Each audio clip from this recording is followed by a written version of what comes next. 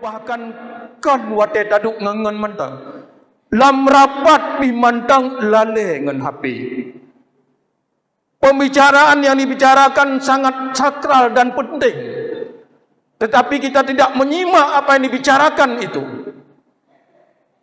Padahal demi untuk kemanusiaan rakyat banyak, kita hanya lalai dengan HP.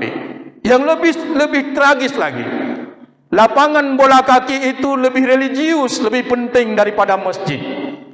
Masuk ke masjid pura-pura berdoa, selfie. Bahkan ketika salat terkadang ada yang selfie. Tiba-tiba orang nelpon, masuk telpon tengah tak sembahyang. Cok HP bele tiat berdengar sembahyang, patolon tantang kata sembahyang. Padahal karlo. Seolah-olah masjid ini tidak lebih baik daripada lapangan bola. Di lapangan bola kita lihat, mereka tidak pernah menggunakan handphone. Messi, Ronaldo hanya pernah tak kala ni cok HP le dengan main bola. Mereka sangat fokus untuk memenangkan pertandingan itu. Kenapa kita tidak fokus untuk memenangkan, mendapatkan pahala yang besar dari Allah? Kenapa kita hinakan masjid ini dengan handphone kita yang bahkan bunyinya mengganggu orang lain ketika salat? Jamaah sekalian, maka sadarlah kita sekarang ini bahwa Islam itu luar biasa hebat. Islam itu bukan hanya ngajar kita untuk duduk berzikir saja di dalam masjid. Islam itu bukan hanya ngajar kita untuk membersihkan masjid saja. Terkadang jangankan masjid, samping masjid, bahkan di tempat-tempat lain backhand, jorok. Bahkan di WC masjid sangat jorok. Apalagi di tempat-tempat yang lain lagi. Islam mengajar secara keseluruhan, mendidik kita bukan hanya di lingkungan masjid saja, tapi di semua lingkungan Islam ajarin kita. Makanya al-Islamu ya'lu wa la yu'la alaih. Islam itu tinggi dan tidak ada yang lebih tinggi dari Islam. Jamaah sekalian yang sangat dicintai Allah Subhanahu wa taala, Islam juga mengajarin akhlak kita. Terkadang dengan kecanggihan teknologi telah mengikis akhlak-akhlak yang baik daripada kita, yang padahal orang dekat terasa jauh. Orang berbicara kita tidak mau tahu lagi, padahal tengah perhabangan tanya nyan bakjak ba kedai kopi rame truk multipluhro.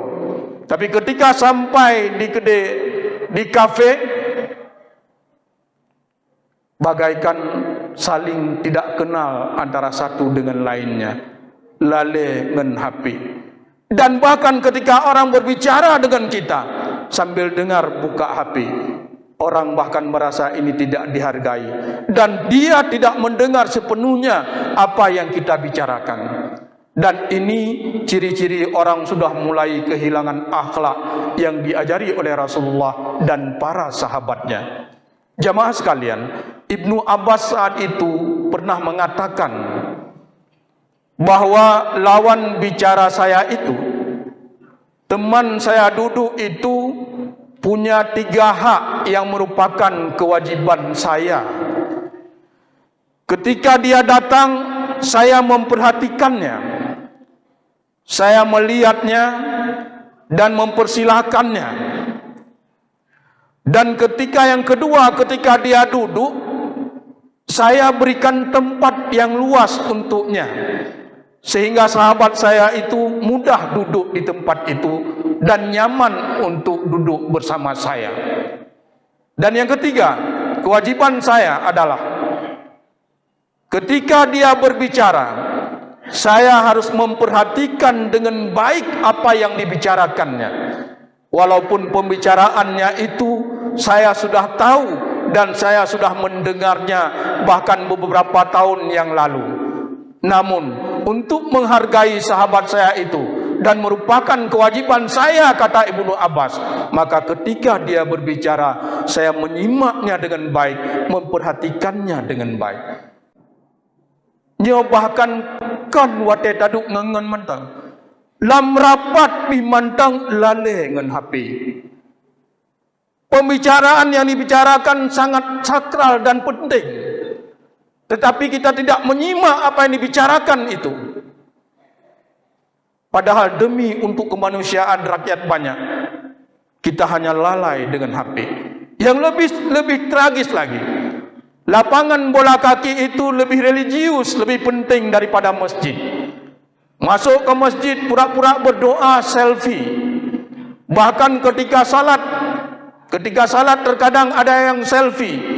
Tiba-tiba orang nelpon, masuk telpon tengah sembahyang, cok HP bila tiat bertengah sembahyang, patolong tentang kata sembahyang. Padahal karlo. Seolah-olah masjid ini tidak lebih baik daripada lapangan bola. Di lapangan bola kita lihat, mereka tidak pernah menggunakan handphone. Messi, Ronaldo hanya pernah tak kala ni cok HP le dengan main bola. Mereka sangat fokus untuk memenangkan pertandingan itu. Kenapa kita tidak fokus untuk memenangkan, mendapatkan pahala yang besar dari Allah? Kenapa kita hinakan masjid ini dengan handphone kita yang bahkan bunyinya mengganggu orang lain ketika salat?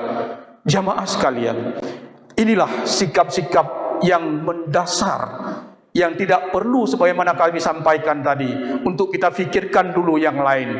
Sifat yang mendasar inilah yang sudah menggerogoti akhlak kita selama ini. Sifat-sifat yang mendasar inilah yang telah mencampakkan kita sekarang ini dari kebaikan-kebaikan.